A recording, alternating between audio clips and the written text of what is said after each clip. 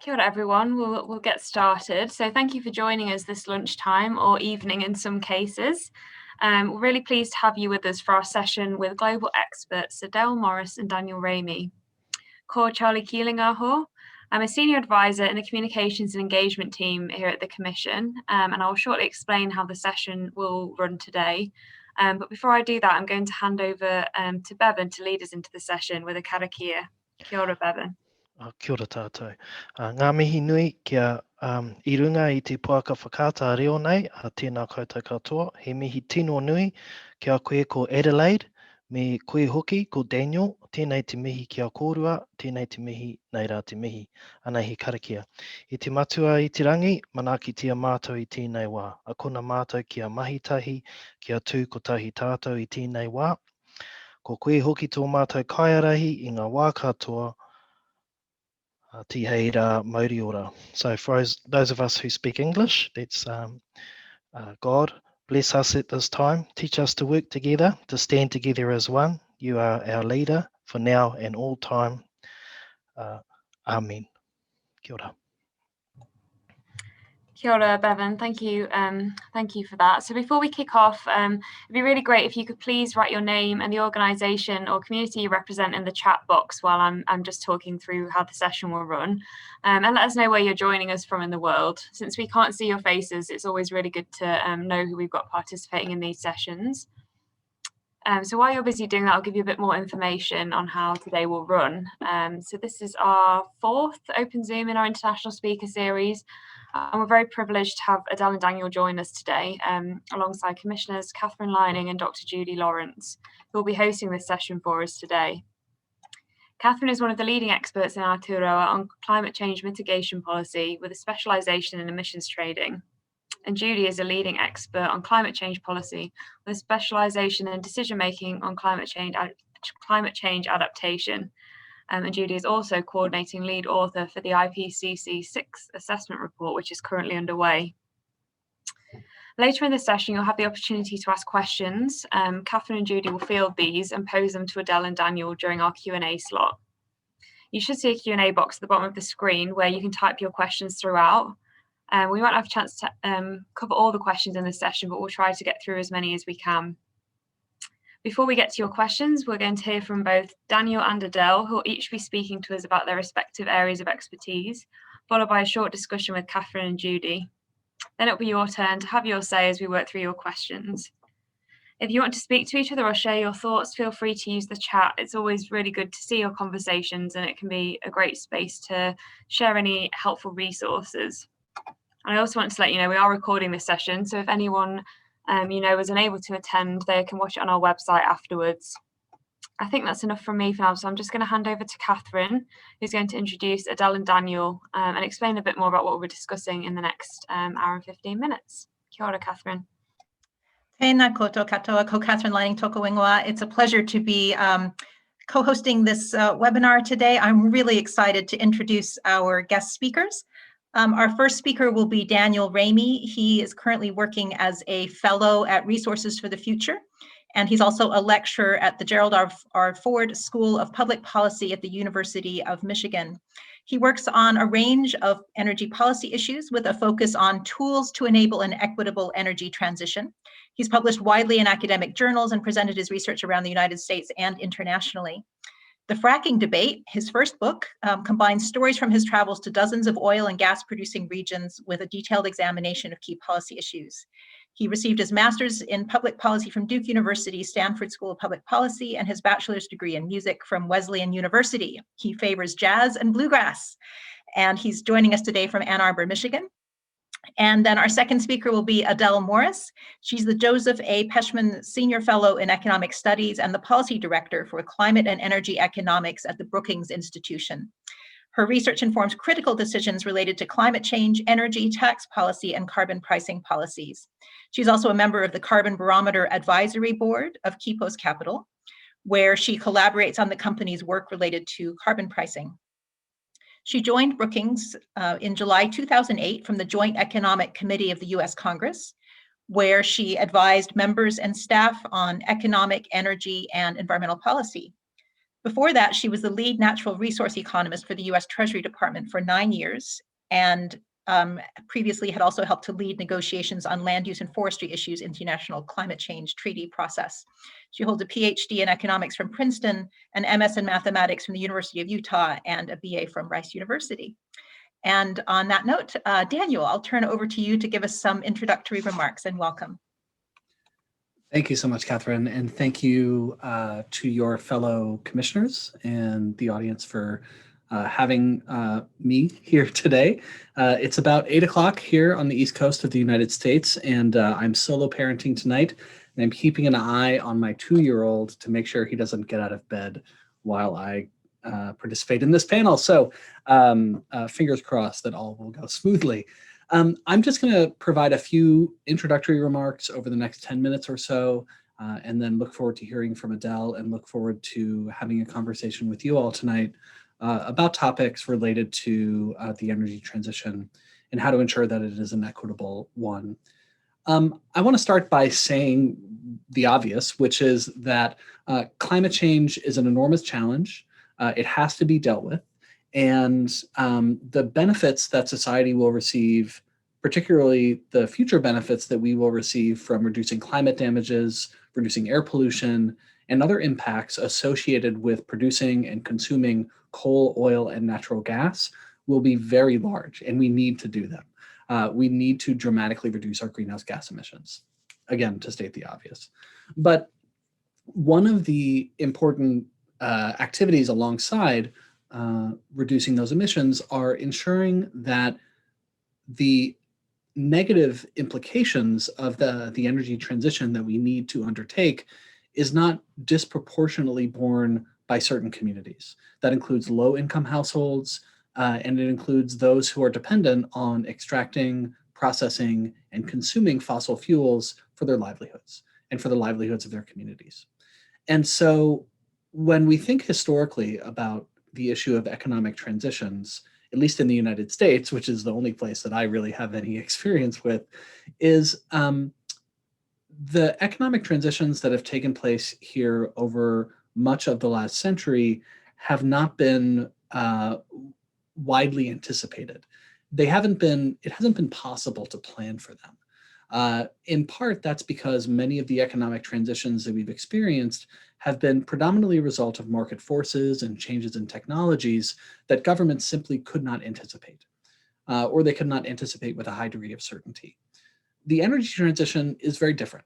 To address climate change and achieve the long-term climate targets that we have as a society will require public policies. So the government essentially has a good sense of the types of changes we need to make in our energy system, and that enables the government, as well as private sector actors, to be able to plan for the transition that we expect will be occurring in the years and decades ahead. And so in some sense, that's good news, because it gives us an opportunity to plan in a way that other economic transitions have not afforded. And so I'd like to just mention a few strategies that I think can be helpful for supporting an equitable transition in the United States, and that I think are also applicable for any country around the world that is seeking to reduce emissions and also ensure an equitable transition for all segments of society. The first thing I want to say is that there might be a tendency for some of us to look to clean energy and clean energy technologies as a type of silver bullet, so that workers and communities that are dependent on fossil fuels for their livelihoods could easily transition to manufacturing solar panels, manufacturing wind turbines, or undertaking other types of clean energy activities. And in some cases, that will probably be true. In some cases, communities will be well-positioned to be manufacturers of those technologies or to deploy those technologies at scale. But in many cases, the natural resources, the coal, oil, and natural gas that has been the bedrock of many fossil energy communities, does not neatly overlay wind and solar resources or other resources that you might need to create a thriving clean energy-based economy. And so we need to think about clean energy as a part of this strategy, but we need to think beyond clean energy as well. And so to enable local communities to thrive in the future, we need to look at the local strengths and local weaknesses that those communities have from a variety of angles. We need to look at economic diversification and economic development opportunities for those communities who have been dependent on fossil energy extraction historically. In the United States and in many other parts of the world, oil, gas, and coal extraction communities have been, at least in many cases, what are known as natural resource monoeconomies. That is, the communities have sprung up alongside the natural resources for the express purpose of extracting those resources. And that's been the bedrock of economic activity over time. We need to think about other assets that those communities have that they can build on in the future. And in the United States, where we have so much diversity of both our population, our geography, our history, and also, a federalist style of government where much authority is decentralized, the national level government is going to need to look to local partners, state partners, and regional partners who understand their situations better than anyone in Washington, D.C. will, to try to support local solutions and support local planning processes that can identify strengths and identify weaknesses to try to figure out what economic diversification pathway are we going to take in our community to succeed in a low energy economy. I think the federal government in the United States can enable that type of activity with technical assistance, with research, and with funding. But the federal government is not going to be able to identify exactly what is going to work in West Virginia and what is going to work in Texas and what is going to work in other parts of the United States that have been dependent on fossil energy over time. All of what I've just said is extremely challenging here in the US. As you all know, climate change is a very divisive issue here. It is not widely agreed upon on both sides of the aisle. And so one of the big challenges we have here is trying to engage with fossil energy communities who simply don't think that there is a need for a transition. And that's a really big hurdle that we have, and something that we're going to be wrestling with for years to come, I suspect. In some senses, I was saying to our colleagues before we got started with today's program that I think we have a lot to learn from you and the type of engagement that you've been carrying out and the types of planning processes that are currently underway in New Zealand. One of the lessons that comes up over and over again in our research and other research related to energy transitions is that the need for planning is essential. Planning early as possible is necessary for communities to start to build those long-term economic diversification strategies that they're going to need to succeed in the long term. That's a hard sell here in the United States. Again, when many communities don't think they need to transition, they ask the question, why should we start planning for a transition when we don't see the need for one? And so that's something that we certainly struggle with here in the United States. But I'll wrap up over the next couple minutes with a few thoughts about specific policies that, regardless of the local circumstances of a community, I think, and my colleagues at RFF think, are likely to be worthwhile to at least consider for economic diversification and long-term prosperity. First, there is going to be a need to invest in energy infrastructure, clean energy infrastructure, along with energy efficiency, electricity transmission, and other clean energy technologies. That's true in urban settings and it's true in rural settings. Those types of investments, while, as I said earlier, are not a silver bullet, they certainly can provide job opportunities for many who will be affected by the energy transition. Second, in the United States and in many other parts of the world, extractive communities are often home to environmental degradation and pollution that is built up over time for a variety of reasons that vary from location to location. But remediating environmental damages, whether it's from abandoned coal mines or from oil and gas wells that have been abandoned or orphaned or leaking petroleum storage tanks, offers the ability to improve public health, improve property values, which occurs when you clean up polluted sites, and again, provide jobs for those in energy extracting communities. Third, the types of economic development strategies that we're likely to see here in the United States and again around the world are going to need extensive planning. And here in the United States, and I imagine in New Zealand as well, there are experts at the federal level who have technical expertise that they can lend and resources that they can lend to local leaders to enable them to develop their local economic plans. Next, workforce training programs are going to be important, particularly for fossil energy workers who may need to transition. In the United States, there's a big challenge related to healthcare as well as pensions for those workers. But in addition, for the younger workers who are going to stay in the workforce for decades to come, those folks are going to need to be reskilled along a path that they find appealing.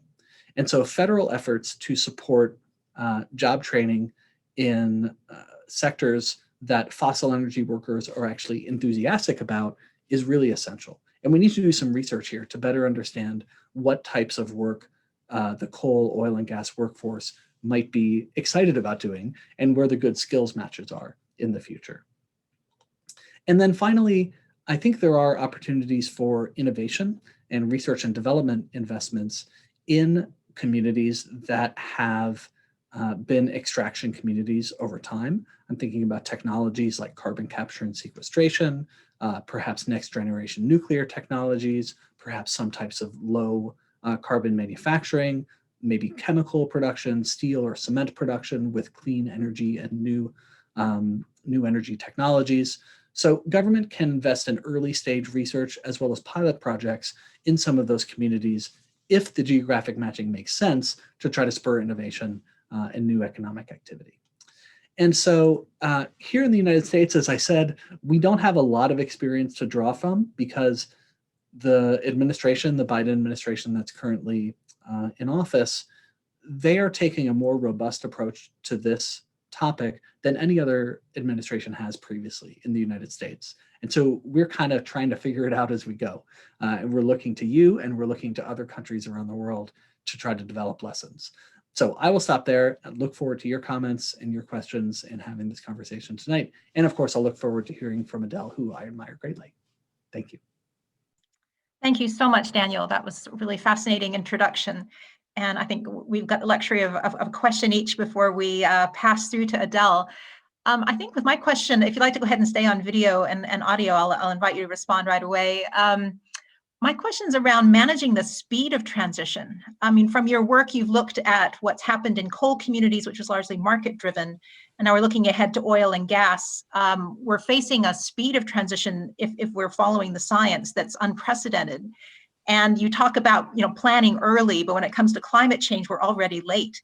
So do you have any thoughts on how you manage local transition planning at the kind of speed that's needed to manage this transition, or what we can learn from how these processes have worked in the past? That's a great question. And I often say to people when they ask questions similar to that is that the best time to start this would have been 20 years ago, particularly for coal communities. We knew 20 years ago, at least the general trajectory we needed to be on. We may not have known all the details about what we needed to do to achieve 1.5 degrees by 2100, for example, but we essentially knew the types of activities we needed to take. And so ideally, we would have begun quite a while ago. That said, there's no time like the present. And there are many coal communities in the United States that are struggling today. Coal mining employment in the United States has declined from more than 150,000 in the 1980s to about 45,000 today. And that, as you say, has been in part driven by market forces. But looking forward, that's likely to be driven in addition by policies. And in the oil and gas sector in particular, those issues are going to be driven by policies. And so I think the types of activities we need to take, thinking back to my earlier comments, are really going to need to be place-based. The types of strategies that are likely to provide opportunity in Appalachian coal country or parts of Wyoming and the Powder River Basin are going to look really different from those that may be successful along the US Gulf Coast. Also, people might not know this, but there are oil and gas extraction regions in California, in Montana, in North Dakota, in Pennsylvania, in West Virginia. There are hundreds of counties around the United States where oil and gas development is a major part of the local economy. And so even setting this timeline question aside, we're going to need to look to place-based, location-specific strategies. And those place-based, location-specific strategies will need to take into account not just the geography and the socioeconomics and the demographics of the place, they'll need to take into account the timeline of transition that each place is likely to experience. So coal communities, many of them have already experienced a dislocation or a transition, if you will. Oil and gas communities, most of them have experienced a lot of volatility, but probably not the type of sectoral decline that we might see in a true energy transition. And so to me, it all comes back to identifying place-based strategies that take into account the timeline that you're talking about, which, as we know, as you say, will vary from place to place. Yeah, that's great, Daniel. Just a follow-up question on that. It raises the question of who develops the place-based strategies. And when you've got national governments, you've got state governments, you've got local governments in your jurisdictions, and you've got a conundrum about wanting to anticipate a change where people are not tuned into the need for change, the question does arise as to how this can be executed and who will do that. Now, do you just want to comment on that before we move on? It's a wonderful question, and I do not have a good answer for it. It's something that I've been wrestling with in my research lately and have been trying to talk to experts about, particularly experts who have experience mediating conflict. And I think, there may be lessons we can learn from peace building and, conflict resolution experts who have worked in, more extreme settings than hopefully an energy transition would be, but some of the same dynamics where you have people who might initially appear to have irreconcilable views coming to the table and trying to identify, common objectives and common values that they can build on going forward. I do not know who those, brokers are going to be, but I imagine they're going to be people from the affected communities who understand the challenges that those communities face. They understand the history of those communities, and they understand the challenge of climate change and the need to address it. And one example of this, and I'm blanking on his name right now, maybe Adele knows, but the director of the National Energy Technology Laboratory in the United States is going to be helping to lead the White House's effort on this energy transition issue. He's from West Virginia. He has a coal mining family. And so he can sort of, speak a language to folks that I, as someone who lives in Ann Arbor, Michigan, simply can't. And I think we're going to need to look to those folks who have credibility with local constituents and who also understand the scale of the climate challenge to help lead those conversations. But as I said, we're really just getting started on this, and I look forward to, any good advice that people can provide. Thank you, Daniel. Catherine. Yeah, thanks very much, Daniel. We'll go ahead and transition and invite Adele to turn on her camera and join the conversation. Adele, welcome, and I'll turn it over to you for some introductory remarks. Thank you, Catherine, and thanks to Charlie and Judy and the whole team there at the Commission. I really am grateful to be joining you this evening. And Daniel, as always, it's great to see you.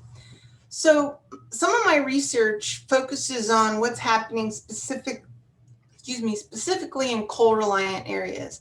And it's worth explaining for a second why I'm focused on coal.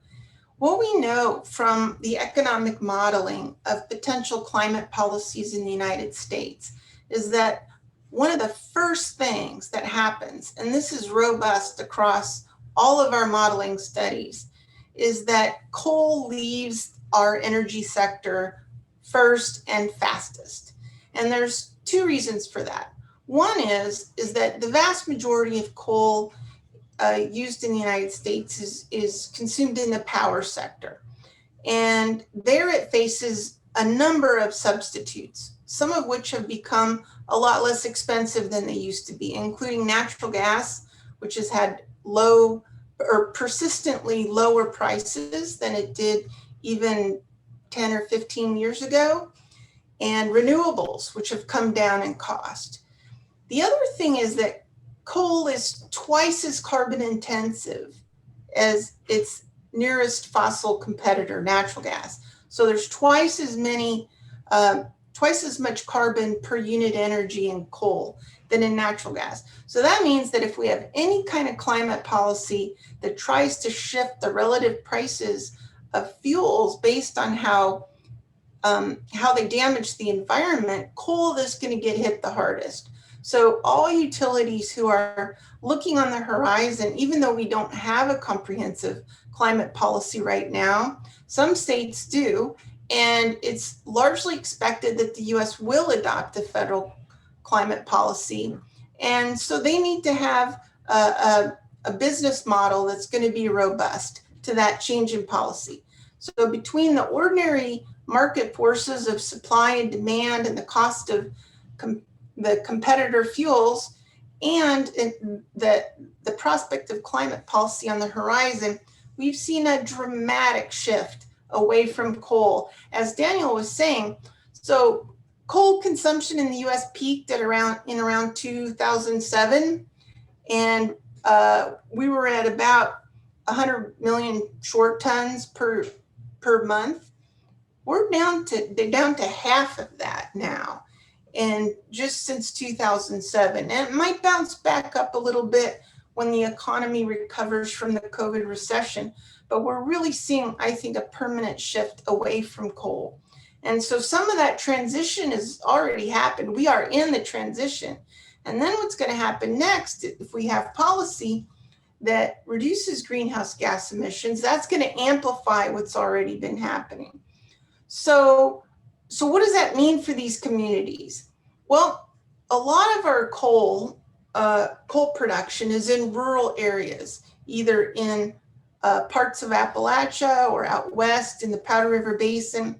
These areas are not near major employment centers. So when the coal mines close or coal-fired power plants close, it's not so easy to just go get a different job. So people might have to travel for some distance. They might have to try to sell their homes and move. But if the mines close, then who are they going to sell their house to? And so that makes the labor markets pretty rigid. It makes it tough for people to find alternative jobs. And even if they were to have other jobs, many jobs pay much less for that level of education than coal mining. So finding an equivalent source of income is very difficult. The other reason it's hard for communities is many of these areas have a fiscal system that's really tied to that mineral extraction. There's severance taxes, there's property taxes, not just on homes, but on the mines themselves and the equipment and the coal deposits. There are royalties depending on the nature of who owns the land where the coal mines are, and other tax revenues that directly depend on the level of coal production from those areas. So when that revenue dries up, then what happens? The communities are under stress. They have far less revenue than they did before. And then government services suffer. So that means the schools deteriorate, their ability to provide other basic services go down, right? And then, as Daniel said, the healthcare system suffers because the people who had good benefits as union miners now do not. And then, so what shores up the healthcare system in these areas? So you have this fiscal spiral where revenues decline, services decline, economic activity declines, the desirability for people to invest in those areas declines. And then we have seen areas go into what I would call a fiscal death spiral, because each of these factors then kind of feeds on the next factor. And it's really hard to get out of that dynamic. It really is a challenge. So I think the goal of policymakers should be really to avoid that, like do whatever you can to stay out of that really challenging dynamic. The other thing that's happening too, and I'm saying happening. I'm not sure it is yet happening, but when I look at the numbers, I'm concerned. And that is, what are the prospects for the municipal bonds that have been issued in these areas? You know, we did some research looking at bonds that had been issued from very coal reliant areas, and they were rated perfectly investment grade. Whereas when I look at their maturity dates and see, well, okay, these bonds are going to mature in 2030. Well, we could very well be seriously into a climate policy by then. And then where's the revenue going to be to fulfill those debt obligations? Okay, so what do we do about it? I painted a kind of a grim picture, but I mean, this is really what we're going to face if we're not careful. So Daniel listed off a bunch of smart ideas. You know, have a policy that can shore up the healthcare and pension benefits of the workers, and then that has important economic spillovers because those folks can shop and go to restaurants, and that, you know, keeps the whole local economy going. And be sure that you have a way to address the environmental impacts left behind the coal mines and the coal-fired power plants. So that means enforcing vigorously the requirements for mine reclamation and making sure that any shuttered coal-fired power plants have coal ash deposits that are stabilized, because you don't want those things to turn into environmental liabilities that make it that much more difficult to attract investment and jobs. You want to make sure you've got your community development and workforce development, but I have to say, I've looked for many examples and we don't do this very well. There's not a great track record of the federal government coming in and assisting communities when they're facing, you know, this concentrated kind of industrial collapse. Sometimes that's been because it wasn't anticipated, but even when it has been, you know, we don't always do this well. And part of the reason for that, I think, is the underlying social safety net that we have is not that great. So, you know, our unemployment system and our system for helping dislocated workers is really kind of not up to the task when there's a concentrated local industrial decline. And then you want to make those benefits portable. So for the young people, it may very well be their best move to go somewhere else where they can get, you know, get a brighter future and have a career.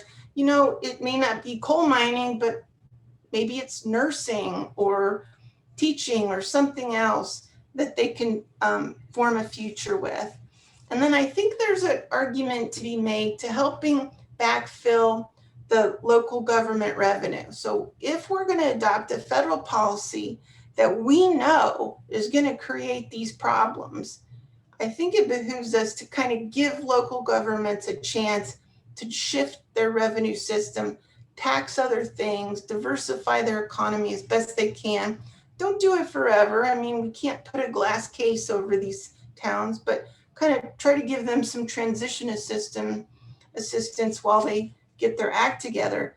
But that means that everybody has to face the reality of this transition. This idea that we're going to have wishful thinking and, you know, some future administration is going to bring coal back, I think is not borne out by the evidence, and certainly is not consistent with taking seriously the climate challenge. So my advice to policymakers is to really start to grapple with the reality of this challenge and make a deal. Because look, if the United States, or if the Biden administration goes through a vigorous rulemaking process under its authority under the Clean Air Act, if it's successful with that, coal will still have this outcome. I mean, we're still gonna see coal leaving the power sector, but there won't be any policies in there to assist the transition. So my advice to, when I speak to, you know, staff on the Hill working for coal state lawmakers, I say, look, get in on this dialogue, be part, cut a deal, find a way to get some resources for your constituents that can then buffer this transition. I also think it's worthwhile to think creatively about what that deal might entail. Just for example, it's going to have to be part of new legislation because we're going to need dollars that are far in excess of what were talked about in the Obama administration. And that's where I think a carbon pricing policy comes in. If we have a carbon tax, we will have plenty of revenue to ensure that a generous deal could be made with coal state governments and coal-fired power plant communities. And it may be the case, like, okay, so the federal government has royalties that it gets from coal produced on federal lands. Maybe the federal government says, okay, we're going to take our share of the royalties and we're going to give it back to state and local governments who are affected by our climate policies. There are many ways we can think through how those resources could be targeted and where those resources could come from. I would just say that what you don't want to do is give up on the climate goals, because this is a very serious problem. And, it's not in the interest of society to say we can't address climate because we're worried about this relatively small group of people. Take their concerns seriously and help them, but, stick with the course of achieving a reasonable protection of the Earth's climate. And then also, I would say you don't want to adopt a policy that's excessively costly. The nice thing about a carbon tax is we know it's extremely economically efficient. It's the least cost way to achieve those goals. Use that revenue for pro-growth activities and then have those resources available for addressing any kind of disproportionate burden. And the other thing you don't want to do is delay everything, because that's just going to make it harder. So go ahead, work on our climate policy, mindful of addressing these burdens, but don't wait around and think this problem's going to get easier.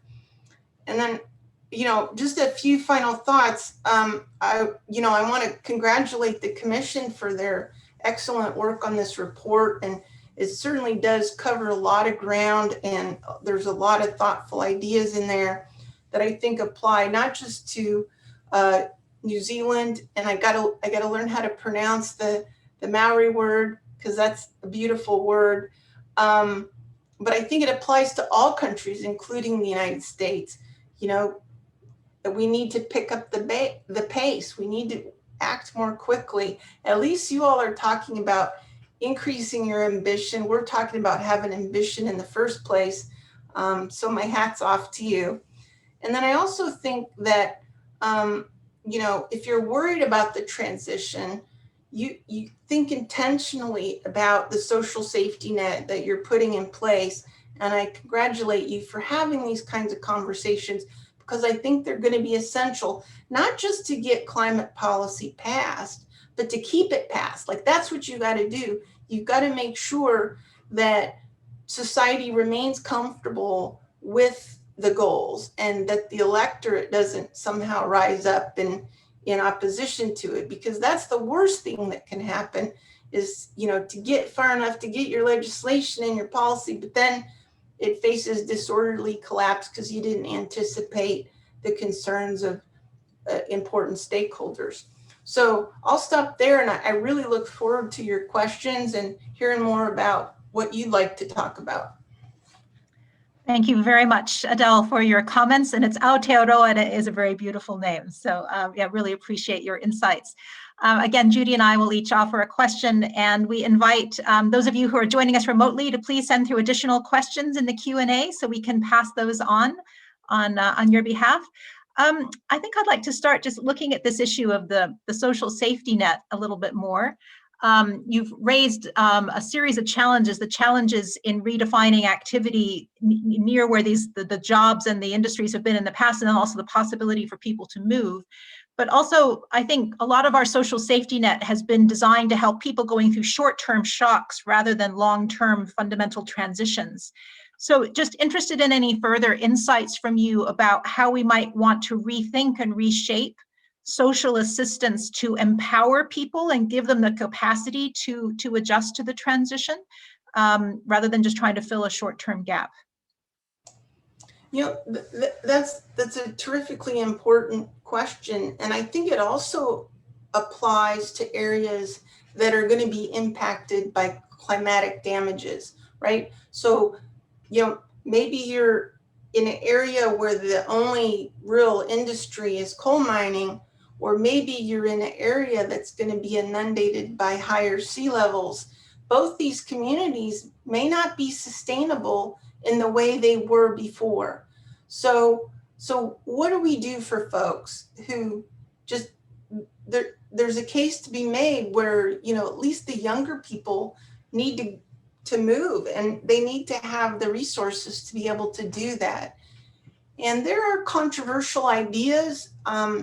There have been talks of buyouts of various kinds. Certainly in the climatic damages arena, people have talked about buying out people who experience repeated floods, and you know they get flood assistance over and over again that ultimately ends up being far more than their house was worth in the first place. So that doesn't make any economic sense, and it certainly keeps people in harm's way. In the case of, you know, folks that live near a coal-fired power plant, gosh, the first best is to try to figure out what we could do with the resources that are there. What could that community's comparative advantage be in the 21st century economy? And what would it take to help them, develop a new labor market and new jobs? And I wish the question were easier to answer, because every community is going to be different. It's going to depend, well, is it an attractive place for tourism? If so, what could we do with that? Some people have advocated putting small modular nuclear reactors where coal-fired power plants were, and using the infrastructure of those plants intersection with the electricity grid to site these newer technology nuclear facilities. I don't know enough about that to have an opinion about it, but there are people who are trying to think, how can we exploit what is left behind for the advantage of people who live there? And I wish I had better examples and case studies. There have been a few, where we were closing military bases, for example. The challenge for that analogy, though, is that when we close a military base, first of all, we know well ahead of time what's happening. Second is the people, certainly the members of the military who work there, they're not unemployed, they just get deployed to some other location. So the workforce, or a good share of it that was affiliated with the military base, goes off and does something else.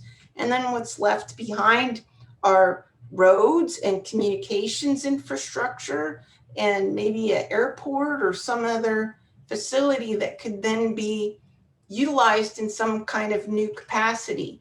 Whereas a coal mine that is closed is a big hole in the ground that may or may not be appropriately remediated. So, that analogy kind of doesn't quite work so well. So I've certainly been scouring the literature, trying to have some better success stories to tell, but so far, I think it's going to just be a case by case with a lot of careful planning, if at all possible. Yeah, thanks, Adele. You're stimulating quite a few questions about examples elsewhere as well. And there's one here from Terry Moore, who said that in the UK, the North Sea oil infrastructure was partially repurposed by a government-supported tidal energy initiative, which is, you know, one way of going. But I just want to come back very briefly to the question, which feeds into one of the other questions that's coming up on the chat, which is about the whole question of movement of people around United States, and that, you know, you've mentioned the retreat from the coast and the buyouts and the work that's going on there. But is there a conversation in the United States about the movement of people around the country as a consequence of both climate change impacts, but also, in this case, energy transitions? Has that been a debate and a discussion that's occurring more widely? Well, I think it's a bit of an uncomfortable topic. On the one hand, I think everybody kind of accepts the idea that young people can go off to college or community college and learn new skills and get jobs in other places. But the movement of families and voters is quite a sensitive topic. And I think rightfully lawmakers are not comfortable with policies that induce their voters to go elsewhere. And it is challenging from if you just look at the fiscal standpoint, if people move, that's that many fewer taxpayers and that much shift back in the demand for housing and lower house values. And then that can have that same knock-on effect fiscally I was talking about earlier. So I think there's a real tension between trying to have those place-based policies that Daniel was talking about, but also encouraging people to move to opportunity, right? And I don't have any special wisdom on that tension. And I can understand why the whole discussion is kind of controversial. Yeah, and I think this comes back to Daniel's proposition that really this is a peacemaking business and people getting together to work out relevant place-based solutions to the transition.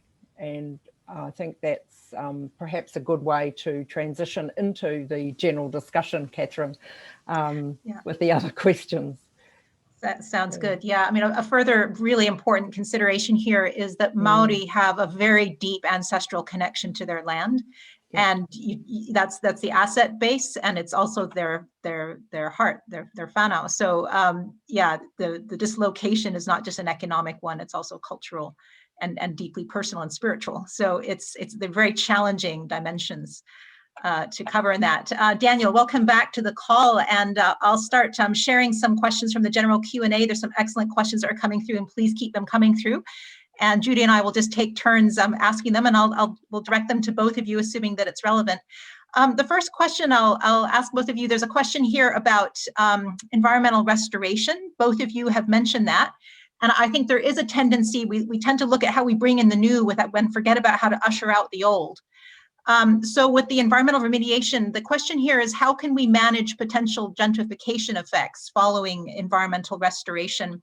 And to me, there's a really interesting broader question in there around some of the challenges of remediation and making sure that the community is sufficiently protected as businesses are going bankrupt, for example, and who manages the cost of the remediation. So interested in further reflections from both of you on that question and that issue of who manages the environmental remediation and how do you manage those longer term impacts on how communities change? Well, I'll say one thing about mine reclamation in particular. So coal companies are not all good corporate actors. I know that's a shock to assert, but in many cases, when they go bankrupt, they find clever ways to discharge their liabilities in bankruptcy court. And I don't think our bankruptcy court was designed for the best environmental outcomes, but they're supposed to have bonded enough money to support an appropriate mine reclamation. And so the first job of regulators is to ensure that those companies do what they're legally supposed to do. And if somehow they manage to avoid those responsibilities, then the question arises, who comes in and supports the appropriate reclamation? What you don't want to happen is for that to languish, because then before you know it, you've got water quality problems and you can't drink the water, and who's going to locate a business in an area where you can't even drink the water? I have to say, I'm not the least bit worried about gentrification in many of these areas. I mean, these are places that need people, they need economic activity, and you know, I that's not an outcome that I'm too worried about in this instance. It's because it doesn't have the same dynamics as it would if it was an urban area, and you know, you're fixing things up and you had that issue to grapple with. We should be so lucky that the mines are reclaimed to such an attractive standard that, you know, home values go up. Anyway, Daniel, do you want to chime in on this? Yeah, I think you make great points, and so you've been focused on coal. I'll maybe talk about oil and gas, because oil and gas wells are more widely distributed, at least around the United States, and there are lots of oil and gas wells in highly populated places, parts of California and Pennsylvania and Texas and elsewhere, and so so there is probably more of a concern about this environmental gentrification issue when it comes to oil and gas well remediation. The evidence on this effect is really, really thin. So I spent some time looking into it, and there's some great work from Chris Timmons and colleagues. Chris is an economist at Duke, and he, in his analysis of what are called Superfund sites in the United States, these are some of the most polluted sites in the country, often located in or near urban areas. He did not find at least statistical evidence of environmental gentrification when these heavily polluted sites were cleaned up, but it doesn't necessarily rule it out. It certainly could exist in some contexts. And so I think it's a really important thing to keep in mind, especially when it comes to oil and gas well remediation, as well as remediation of things like leaking underground storage tanks. So like petroleum storage tanks that will be in more urban settings, and other things that are in urban settings. But in general, I agree with Adele that probably the bigger issue is the environmental problem in the first place. And with, just like other environmental issues, there are many things that we need to keep in mind while we address the core environmental problem. And I think the core environmental problem is the water quality degradation, the soil degradation. And while we address those things, we need to also ensure that they don't have, these distributional challenges that we're talking about. But yeah, I'll stop there. Thank you. Okay, thanks. We've got another question by somebody who's involved in strategies to help the very scarce experts we have in these fields in New Zealand to train their peers in order to build sector-specific capacity and capability. And I wonder if you want to comment on that. It's about building capacity and how to really... So this is a good point. I think it's really important to have community involvement in the planning for the transitions. And one of the things that we've learned from military base closures is the importance of planning. And it is true that you really need people kind of on the ground who know that community, who know the people who live there, who might have a good sense of, what the promising economic directions are for that locality. But this kind of raises one of the challenges we have at the federal government level. Like, we do wholesale, we don't do retail. Like, if we're going to fund this kind of community development, we need to go through sort of intermediary organizations like the Appalachian Regional Commission that then partners with these more local community groups, and it really kind of has a better sense of who's doing what and who's good at this and who's good at that. And what have you, because it's never going to be, in my opinion, the federal government's forte to know, okay, this community should be doing micro agriculture, and this community should be doing light manufacturing of, this category of products. Like, it's not what we do. As far as I can tell, there's no great track record at that sort of thing. So then finding, what's the right structure to get from wholesale assistance to this more retail assistance? And, that's a project in and of itself. And so my hat's off to all the people in that world. And I wouldn't be at all surprised if it makes just a ton of sense to have this peer-to-peer, communication and capacity building to help do all that, because, communities might be facing similar challenges, but the best solutions might vary tremendously from one place to another. Yeah, okay. Thanks, Adele. Daniel, do you want to just comment quickly on that? Sure. I mean, briefly, the way that I've been thinking about this in the United States is that it might make sense to have structures that are in some way similar to what Adele referred to, the Appalachian Regional Commission, and having kind of regional organizations that can bring together the very local experts that have commonalities. So let's say folks along the Gulf Coast in the United States, or folks in the upper Midwest, North Dakota and Wyoming, for example, or experts from Appalachia who are different in many ways, but share at least some geographic similarities, and similarities in the way that their energy systems work and have worked over time. And so I think those kind of regional aggregations are pretty, for me, that's kind of where my head goes to in terms of how you would structure something like this.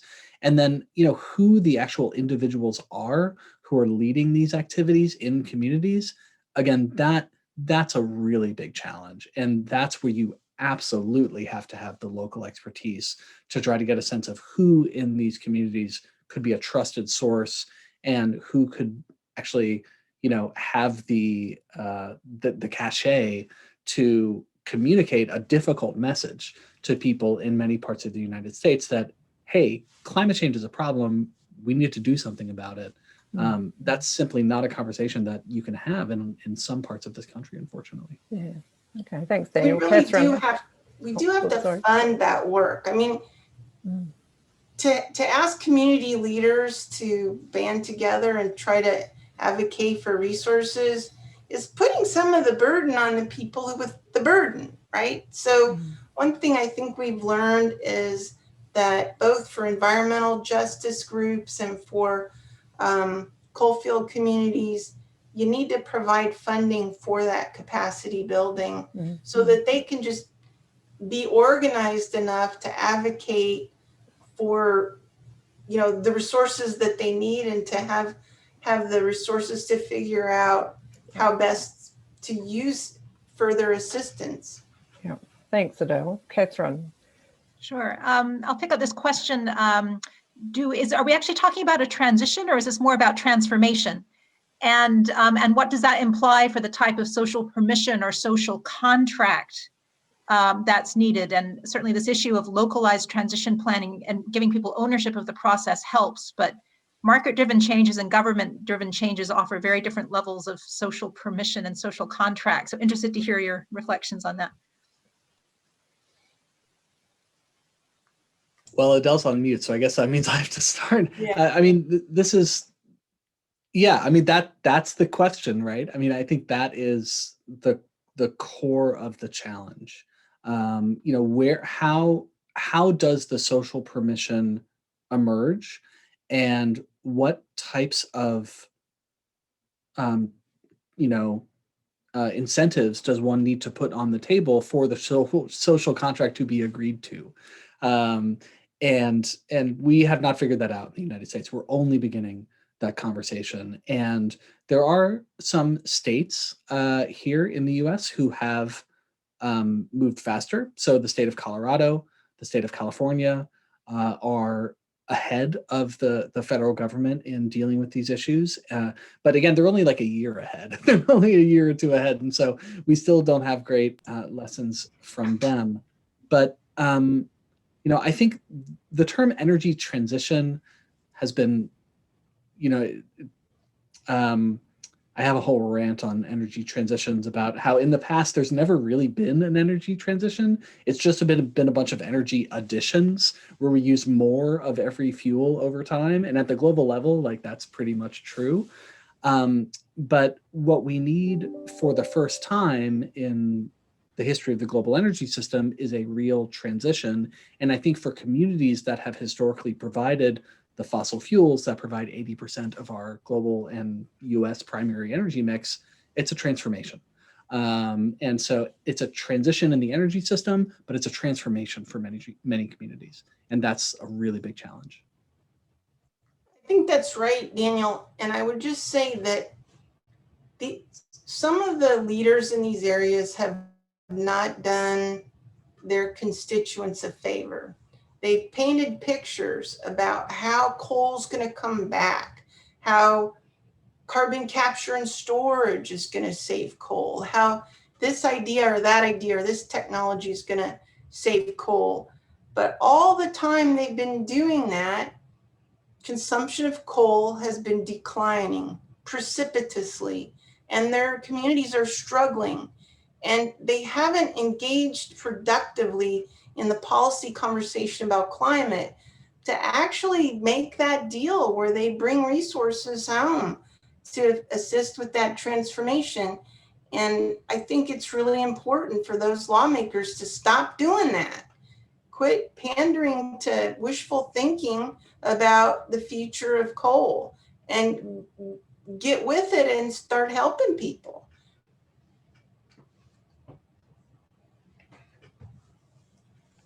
Thank you, Judy. I Over sound to you. frustrated.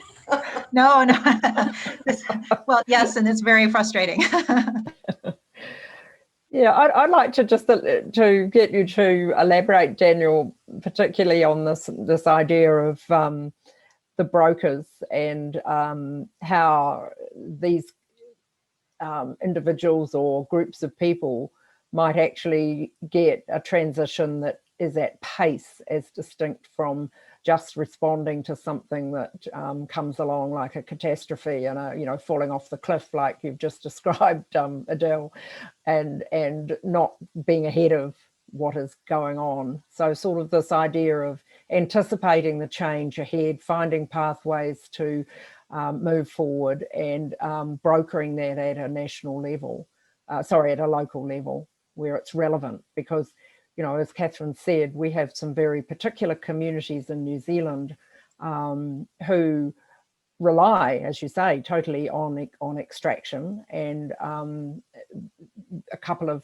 areas in New Zealand particularly, and where there may be exit of major multinationals. In other words, the ownership is elsewhere.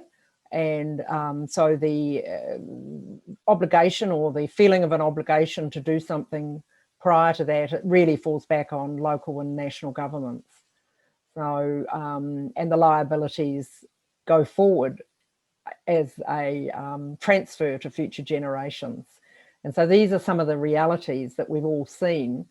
And so I'd just be interested in how you would see the brokering of that at a local level. Well, once again, I'm going to point to the importance of that question and fail to answer it adequately.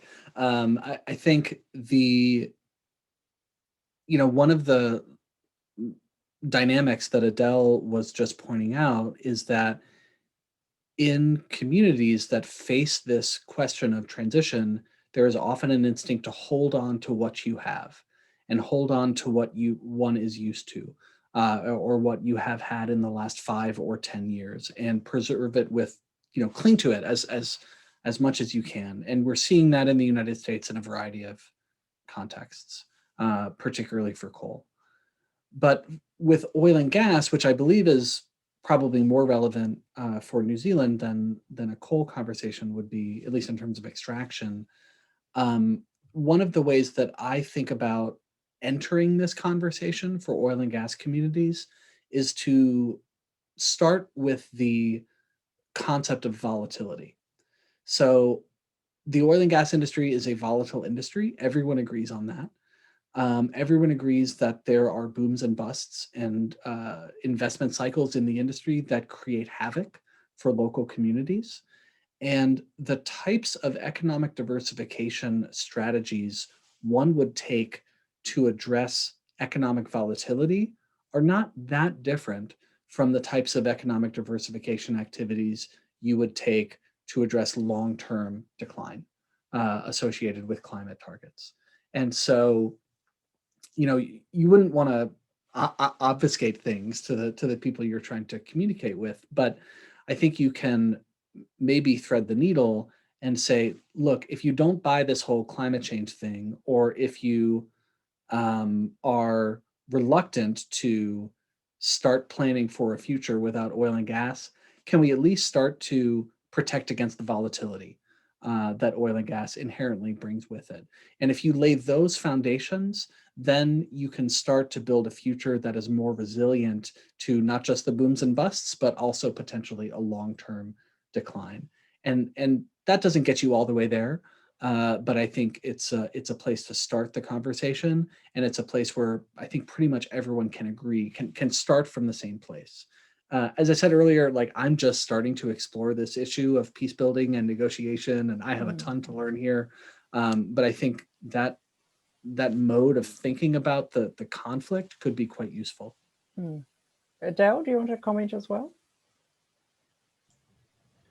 Well, I mean, I think you guys have brought up a lot of promising ideas, and I don't have any special wisdom about, you know, the directions to go. I think for coal, it's a little too late to plan around a, you know, a volatility. We're in a steep decline, and if we have a climate policy, it will be an even steeper decline. So I think we're really in the business of trying to figure out what collection of life rafts are appropriate and available and would work. And so I think the urgency within coal reliant communities is much higher. For oil and gas, I think there's a little bit of time, at least from the modeling. It suggests that, you know, with a relatively modest climate policy, you know, demand for petroleum products is what we call inelastic. You can have a fairly high price on carbon, and you're not going to get a lot of short run reduction in demand for gasoline because the alternatives are expensive. They're not as available. You know, it'd be great to have a Tesla, but they're kind of expensive right now. So it's just a little tougher to reduce emissions from the sectors that use petroleum. And then with natural gas, when we shift out of coal, natural gas is the first thing that eats coal's lunch. And then the carbon price has to get a little higher before we really see a significant reduction in the demand for natural gas. So just based on that kind of modeling, I'm a little less worried in the very short run about oil and gas. But as Daniel said, that gives you a little time. It gives you time to plan, time to diversify your economy. And you can't just diversify your economy, you got to diversify your tax system. It doesn't do you any good to have a bunch of, you know, other economic activity if there's no tax revenue from it.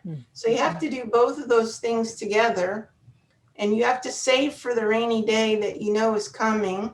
And that's not always so easy to do at the local level, because sometimes there are impediments that are put on local governments by state governments saying, oh, you can't run a budget surplus.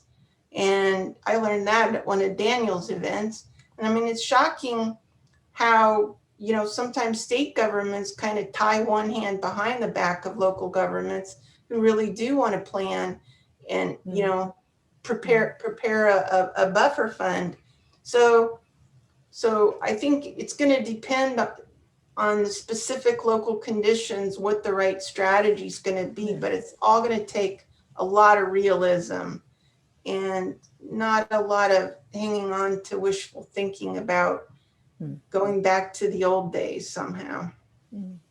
Okay, I'll pass back to you, Catherine. Thank you. We've got 5 minutes, so I'm able to try one last question here, and I'm going to bundle 3 questions together. The social license depends in large part on where the funding comes from for the transition and then where that funding goes. So we've got a question here about how do you distribute the funding burden across taxpayers, industry, and consumers? And then also, how do you ensure that the funding is going where it needs to go to implement the pathways that communities come up with? We've had our first major localized transition planning in Taranaki. They have a pathway, but are there adequate resources to implement it? And so interested in both that supply and distribution side, whatever you'd like to comment in a couple of minutes each. Who'd like to go first? Well, I can talk a little bit about what we know about what the economic incidence of a carbon tax would be. And so again, one of the reasons I like a carbon tax approach over some of the regulatory alternatives is precisely because it generates revenues that we can use for purposes such as this and other purposes, like to buffer the effects of the policy on low-income households and to pursue pro-growth uses of the revenue that can then offset some of the macroeconomic drag that can come from a new tax. So what we know, if we were to impose a tax on greenhouse gases in the United States, it will fall most heavily on higher income households because they consume the most, and including they consume the most energy. However, we know that as a share of income, the tax would fall a little harder on lower income folks. And there's some nuances in that. So I do think some of the revenue would need to go in some targeted way to lower income households to ensure that on average, they are not made worse off. And same would go, and that can be done in a multitude of ways, shoring up the social safety net in various ways through household rebates, through electronic benefits transfers program, such as a supplement to our food stamp program. There are a number of ways to do that. And then of course, to have some targeted funds towards communities that are going to be disproportionately burdened by the policy.